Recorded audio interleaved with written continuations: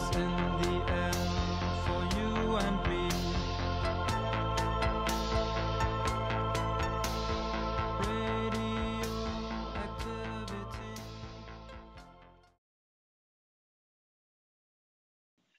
Okay, so what I'm going to do is talk about LET and RBE today, at least to start with, and then we'll go into acute radiation toxicities. Okay, so the LET is defined as the amount of energy that's transferred per unit length of track. It's usually expressed in keV per micron, and so therefore it's the average amount of energy that's deposited divided by the distance that the charged particle traverses. Because most particles are not monoenergetic, there's going to be a variation in the radiation spectrum. So for instance, for 250 keV X-rays, certainly photons less than or equal to 250 keV can escape through the tube. So therefore we have a variation in our LET. We average it, and I'll talk about the two ways of doing that in a moment. So the LET is usually average energy divided by average distance. So what you would do is if you had 4 MeV alpha particles that had an LET of 110 keV per micron, you could then calculate how much energy is being deposited per micron. I've never seen them ask this on the boards, but they do expect you to know that LET is expressed in keV per micron. So here are some typical LETs associated with different radiations. And I've got another table coming up next, which is maybe a little more precise. But I want to point out a couple of different things here. First of all, we always talk about gamma rays and X-rays like they're the same thing. We'll talk about why we talk about them in the same way in a few moments. But the LET difference between these two is about tenfold. So gamma rays have a much lower LET than X-rays do. Protons vary based on energy, and all radiations vary based on energy. Generally, the higher the energy, the lower the LET in a group where you've got the same, where they're the same type. So protons, neutrons, et cetera, et cetera. We'll talk about neutrons later. We're going to look at alpha particles, which are around 106. And then the iron ions, which you could say, where the heck are we exposed to those? But astronauts are exposed to it in space. And there's been some talk of using other heavy ion therapies other than just carbon. So what there is there's a board's question that actually asks you to correctly rank the LETs of the different radiations. And I believe this is the comparison was the 250 keV alphas, 20 MeV alphas, 50 keV X-rays, 20 MeV photons. So you put them in order of the quality of radiation first, and then within the same quality, of course, the lower energy is going to have the higher LET. Here's another table with some of the same information on it, where it's really clearly displayed for the electrons here, how different energies, the lower the energy, the higher the LET, and vice versa. Okay, so we've seen this diagram before very early in this course, and this is a simulation of a track depositing energy across a DNA molecule. And I guess the point to be made here is that there's a tremendous variation in how much energy comes from the same track of radiation. The beginning of this track happens to be very low, the end of this track happens to be very high, and it is virtually impossible to predict how this track is going to flow through a cell, if it even hits the cell at all, and how much energy it's going to deposit. So people tend to look at simulated tracks and get guesstimates, but they're all just guesstimates until you actually see the track itself. Now, if you're wondering what a track looks like, here is here are a series of tracks that are placed through a tissue. Here you can see a mitochondria and the ER, the rough ER here where there's protein synthesis going on. And I want you to notice here's a proton track here, some areas of density, but really not that great. Here is another proton track of much lower energy. You can see how dense this track is. Here are two electron tracks. You can barely even see these. Each one of these white dots represents a quantum of energy that's being deposited. So it gives you a feel for the differences in different kinds of tracks.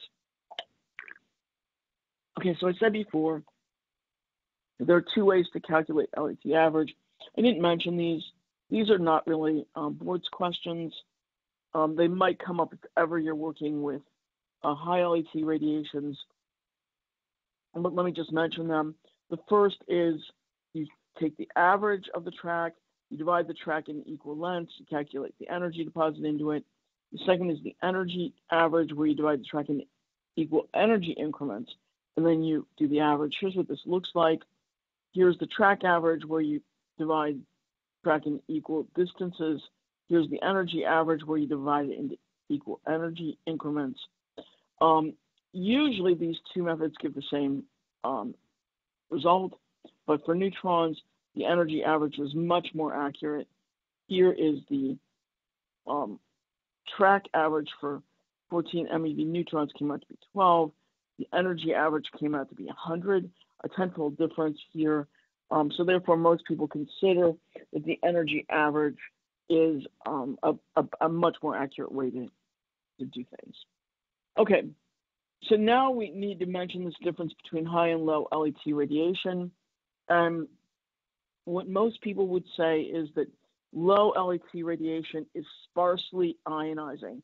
It deposits its energy in a very sparse way along these very thin tracks that branch out in many directions.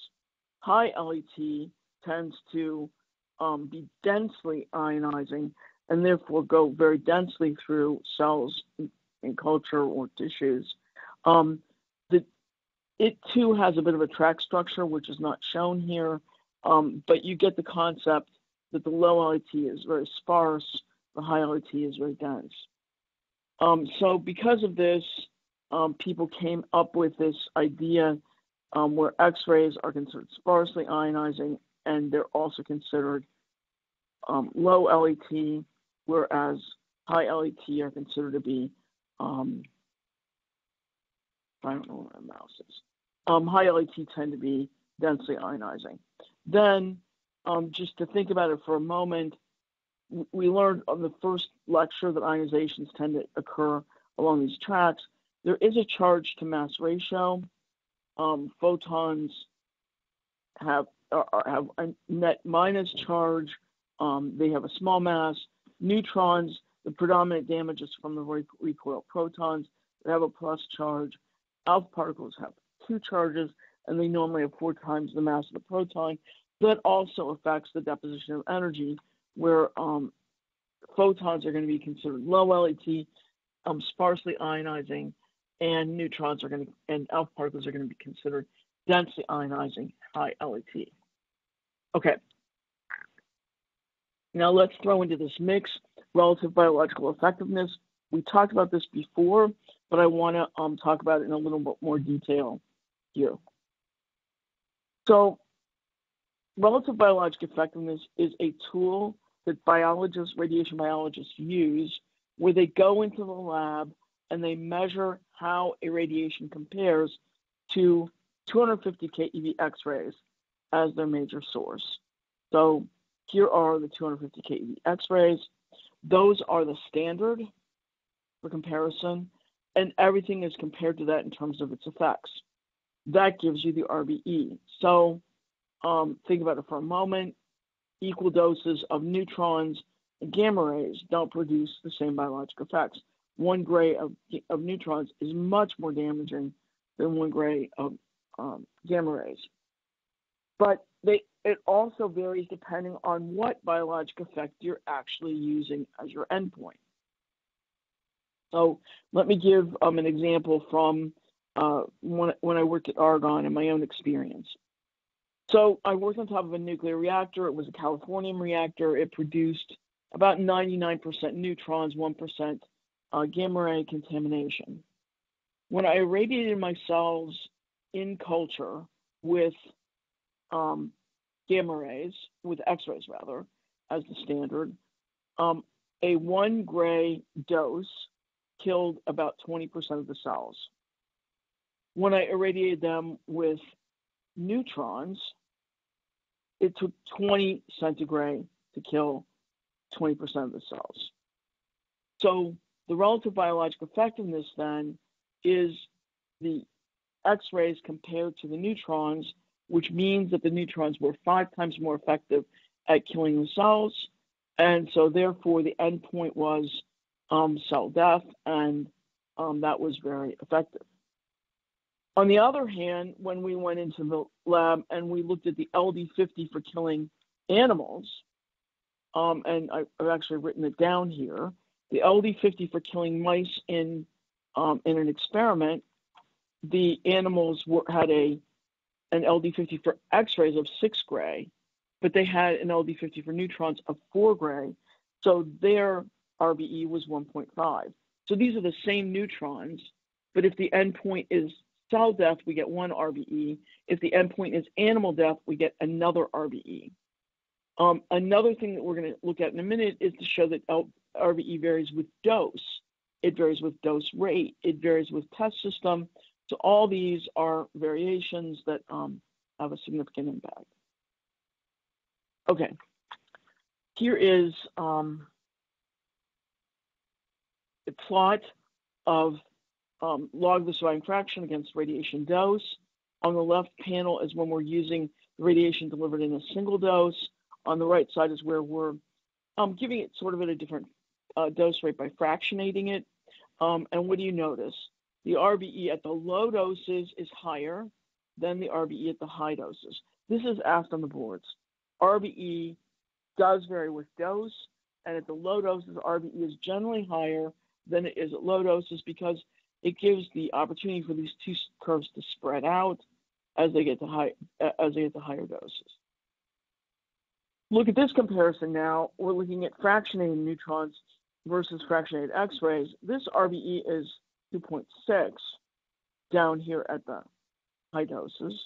It would certainly be lower at the low doses, but RBE varies with the fractionation pattern. It's not the same as either one of these given at a single dose. So this diagram says RBE varies with dose, and it varies with dose rate. Here is RBE for alpha particles, where it increases with decreasing dose.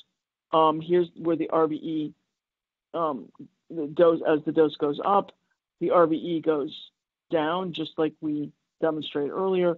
So this is true for high LET radiations like alpha particles, not just for neutrons. And here is looking at RBE for kidney damage, which is not cell death, but it's kidney damage, and it does vary with fraction pattern as well. So RBE varies with the endpoint. Now, what about cell type? Does RBE vary with the cell type? Well, the RBE here is determined by comparing the X-ray, the neutron effects for each of these different cell lines. So here's the X-ray for cell line number 1 right here. Here it is for cell line number 1 here. And sure enough, it's different than it is for cell line number 2. So what that means is that RBE is different for different tissues. So it varies with dose, it varies with dose rate, it varies with endpoint, it varies with tissue type.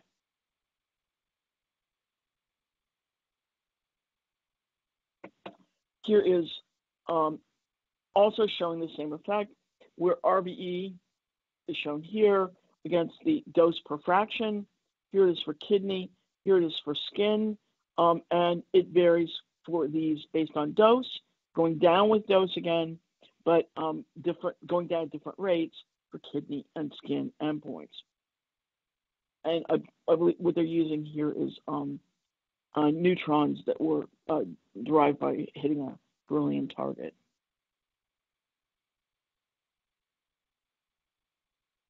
And here are kidney cells where they looked at different LETs. And what you see here is the low LET goes up, up, up, up, up, and you get better killing with higher LET radiation on a per dose basis.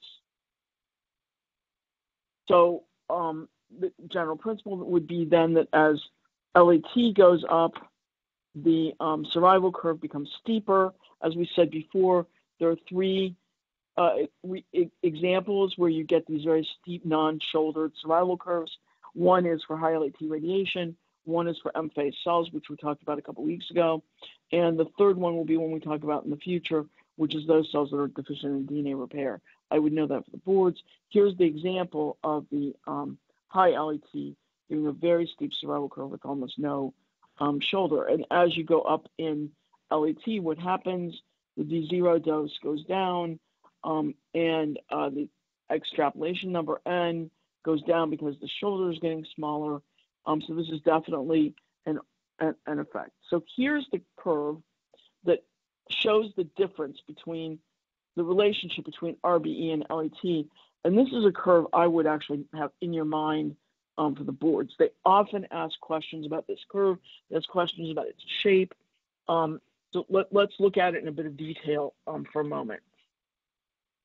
So here's the LET. And we said that in general, as LET goes up, RBE goes up. But look at this. It comes back down with increasing LET.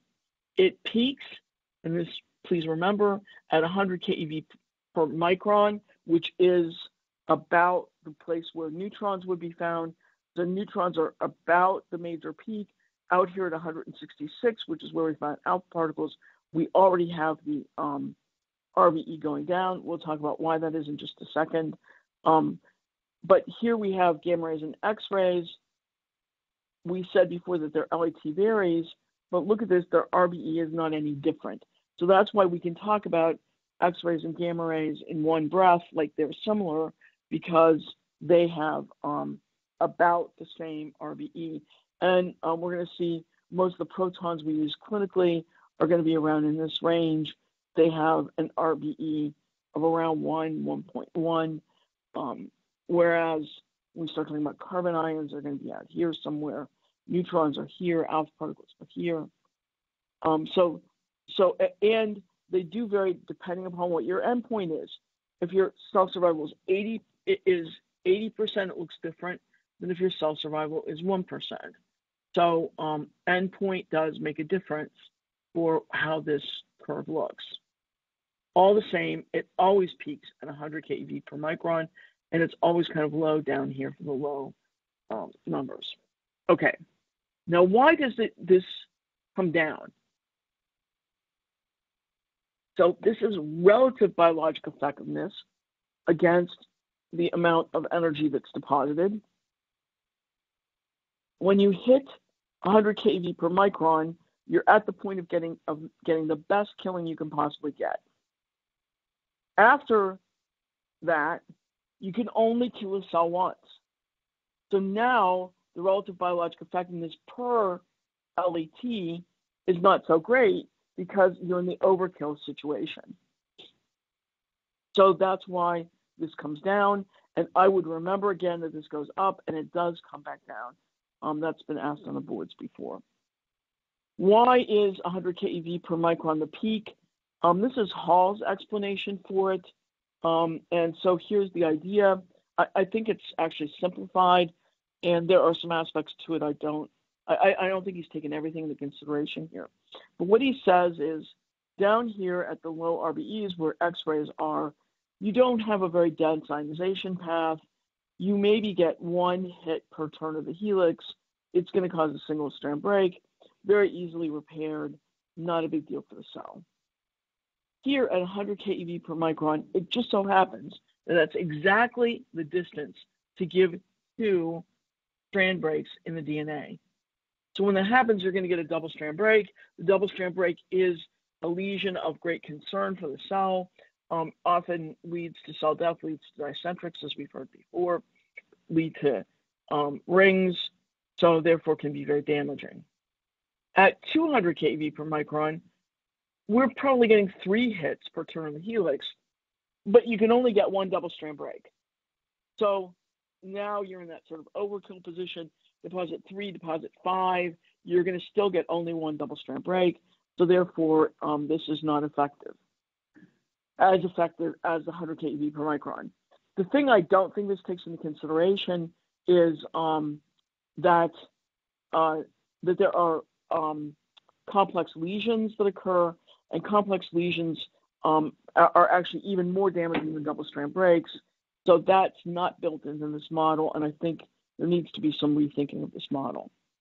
So here's what I would know for your boards. RBE is influenced by the LET, the radiation dose that you give, the number of dose fractions, the dose rate, and the endpoint that you're using to be able to modify, to be able to measure what the effects are. Here are, so that sort of is the LET-RBE relationship. Now I want to throw OER into this. And here are the survival curves looking at OER. This is the log of the surviving fraction against radiation dose. Here is the curve for X-rays under hypoxic conditions. This is the OER this is the curve under oxic conditions, always more sensitive under oxic conditions. This OER is around 2.5. But now let's go up, look at neutrons. Neutrons, the OER does vary with dose, but it's approximately 1.5 at the high doses for neutrons. For alpha particles, as the LET goes up even further, the OER goes down to 1.3. And as the LET goes up significantly to 166 keV per micron, the OER reaches 1. And we said before that 1 is sort of the lowest point. There are very rare examples where you go below 1, where you get better killing of hypoxic cells, and that's mostly with hypoxic toxins and some of the other agents that people use. And we'll get to those later in this course. Okay. So now what's the relationship between LET and OER? Here's the idea. X-rays and gamma rays, getting to protons, keeps going down and down. Around here, where we're finding a very dramatic drop, and eventually it reaches 1 at alpha particles, which are the 166 keV per micron, and it stays 1 from then on. And please note, this curve does not go below 0. It starts at 1. There was a board's question that asked about that. That's why I'm emphasizing that point. So now, and here it is again, showing maybe in a little bit more detail this lower LET range and showing how it drops to at 166. So here's the curve that I would probably try to remember, which is the relationship between RBE and OER. So on this side, just like in the previous, we have the RBE, but now on this side we have the OER. RBE does go down to 0, even though, which means that there can be RBEs of 0.5 and 0.2. The OER goes only to 1. And a couple things to point out is that as RBE is at its lowest, OER is at its highest. When RBE is peaking, then we're seeing OER making a dramatic drop. They don't peak and reach their lowest point at the same time, but it's very close. The peak RBE is at 100 keV per micron. The lowest point for OER is 166, which is alpha particles. So they're close. But the reason why I'd say to remember this is because they ask some sort of a few boards questions about the shapes of these curves. So one says that OER is in a continuous straight line dropping down until you hit 1,000 keV per micron. That's not at all true, right? It's actually a curve that's making a very dramatic drop around this 100 keV per micron. There's another one that says that RBE goes up and it reaches its highest point when OER reaches its highest point, which is also not true. So this relationship between RBE and OER is something that is almost always asked on the boards, and I would try to keep it in mind. Now, Another point that relates to RBE is this surviving fraction at 2 gray. I had mentioned to you early on when we talked about survival curves that there is a surrogate for survival curves called an SF2, which is the surviving fraction at 2 gray. And we'll talk about how this relates and is useful. But here it is for photons. You cannot use this for high LET radiations. 2 gray kills way too many cells in a cell culture for neutrons or for carbon ions. And so therefore, for most high LET radiations, we use an SF.68. And I also need to say that the RBE often masks some strange findings. So I mentioned earlier that the LD50, when you compared it for X-rays and neutrons, came out to be, around 2.5 or something like that. Here's how the animals are dying. Here is the days after irradiation versus the percentage of mice that are dying. Here's the curve from the neutrons. Here's the curve from the photons. It's true that the LD50 in this particular example might be 2.5 to 3, but they're dying on different days, probably from very different mechanisms. So here's the neutron early death. Here's the photons, no early death, much later death. So that's also something to be aware of, is that these radiations don't do exactly the same thing to cells or to animals. They actually have some different behaviors. And we'll talk about some of those later. Another point that needs to be brought out, we have an entire section on alternative treatment strategies, which include protons and carbon ions and even some helium and stuff like that. But another feature that is different for some low LET and some high LET radiations.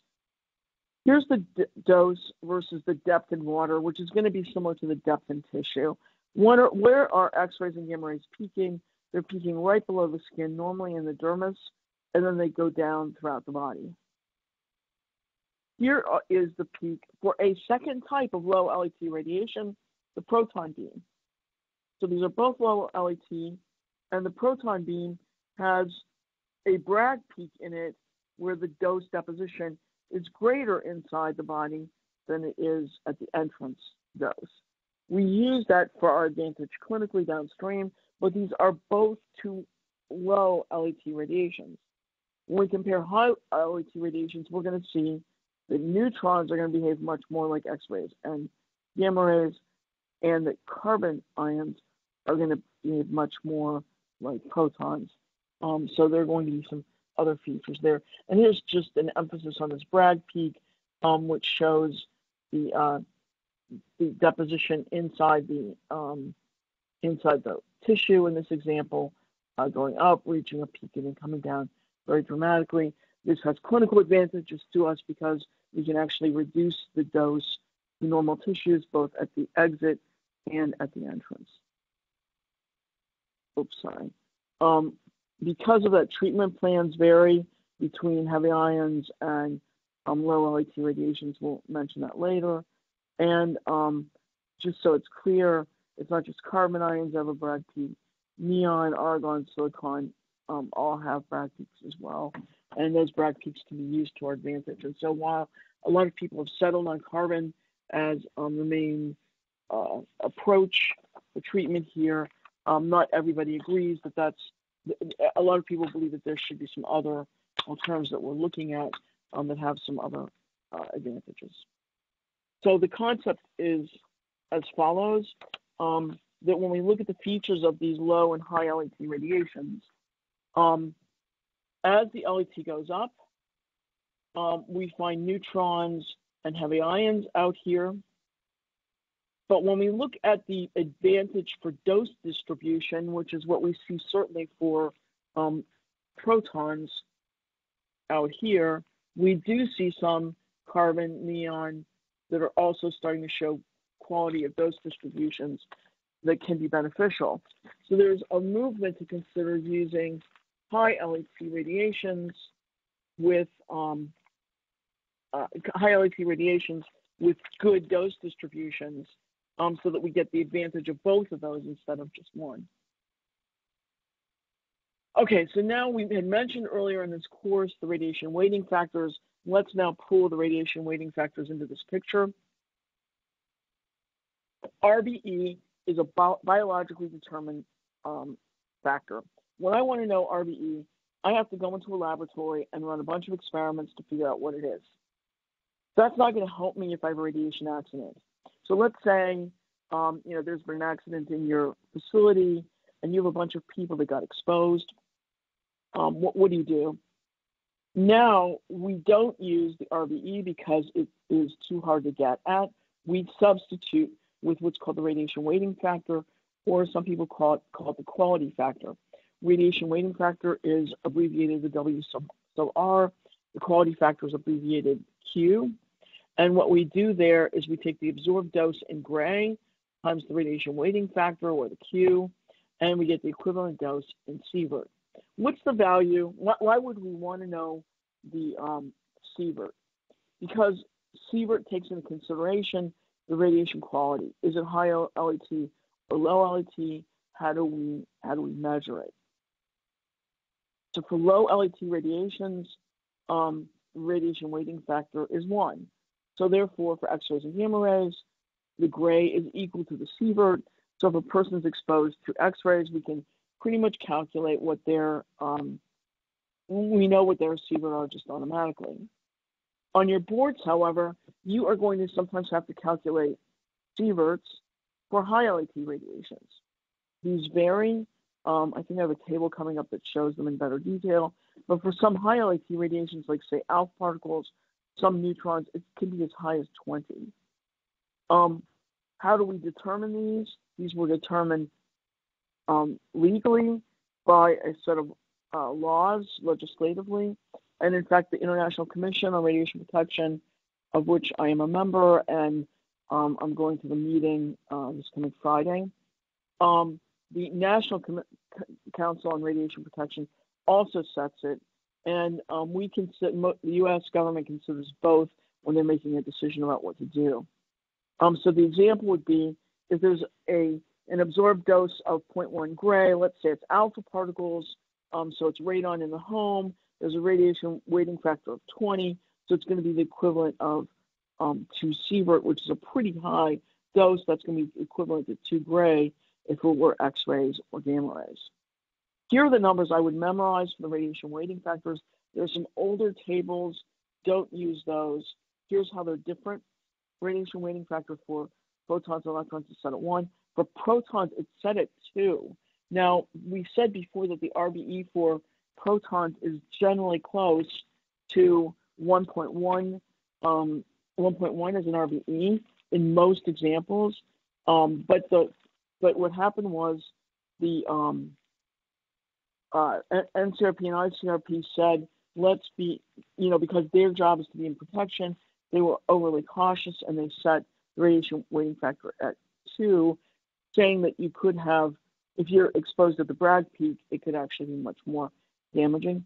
Alpha particles are set at 20, and neutrons, they developed a curve with a maximum of 20 for how they work. Here's this curve where they said that as the energy goes up, the lowest energy for neutrons can be around 3. It can go up and be 10, 20, and come back down. So depending on what the energy is, this has been established as the way we calculate the weighting factor. Okay, so LET is the amount of energy that's deposited per unit length of track. It's the relative ability of a radiation of a particular quality to cause damage. And at the end of the day, RBE values are all compared to 250 keV X-rays. You know that, actually. RBE is going to be influenced by LET, dose rate, the biological system that's been used as some sort of an endpoint, the number of fractions. Okay, any questions?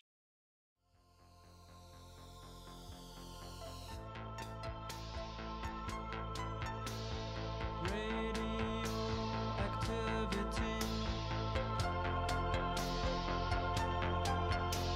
is in the air for you and me.